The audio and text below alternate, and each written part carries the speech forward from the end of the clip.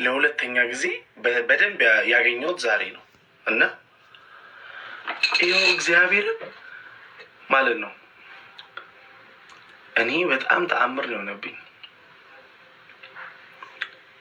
በጣም ተአምር የአዶናይ ነገር ተቆረጥን። ከዛ በኋላ የምንሄድበት ቦታ ነበረ፣ እዛ ሄድን። ከዛ ስንወጣ ቦሌ ሄድን። ከቦሌ ቤቱ ወሰደን። ቤቱ ወስዶ ግብዣ ነበር እንዴ! ራሳችሁ እንድታዩት ነው የሚያደርጋችሁ።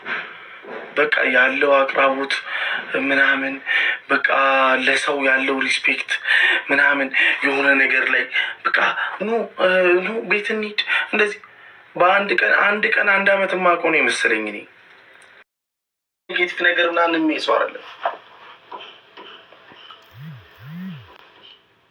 የምሬ ነው። እኔ በጣም ስላስገረመኝ ነው ዛሬ ቀኑ ሙሉ በጣም ስላስገረመኝ ነው። እኔ አብሬው ነው አልኩት። ዛሬ ቀኑ ሙሉ ስናወራ ምን ስንልና እንዲህ ነገርኩት ለራሱ። በጣም በጣም አንተ እንደው አደራህን ልብህ እንዳይቀየር አልኩት። ልብህ እንዳይቀየር። እኔ እውነቱን ነው የምነግራችሁ። ማንም ሰው አሽቃባጭ ይበለኝ፣ እኔ ግን ስለ ማንም ሰው እውነቱን ነው የምናገረው።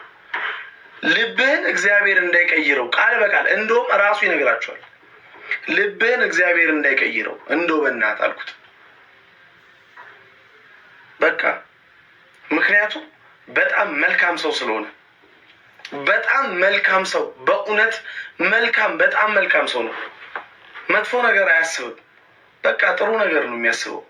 እንደዚህ የሆነ ነገር ብትሉት እንኳን የሆነ መጥፎ ነገር ብትሉት